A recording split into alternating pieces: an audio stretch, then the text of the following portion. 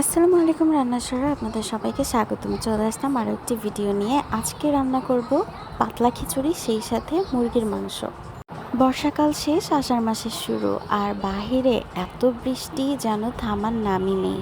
এই বৃষ্টির সিজনে পাতলা খিচুড়ি না হলে কি হয়? তাই রান্না করে নিচ্ছি পাতলা খিচুড়ি এবং মুরগির মাংস আলু দিয়ে একদম ঝোলঝোল করে তরকারি। এই খিচুড়ির মধ্যে আমি অনেক রকমের সবজি দিয়েছি, যা আমাদের স্বাস্থ্যের জন্য খুবই ভালো।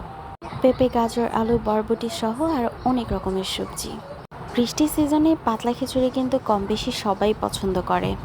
তাছাড়া চালের ডালের সবজি দিয়ে বসিয়ে দিলে এটি রান্নাও কিন্তু খুবই সোজা। আপনারা চাইলে আমার মতো বাসায় বৃষ্টির দিনে পাতলা খিচুড়ির সাথে মুরগি মাংস রান্না করে দেখতে পারেন। চাইলে আপনারা গরু মাংসও রান্না করতে পারেন।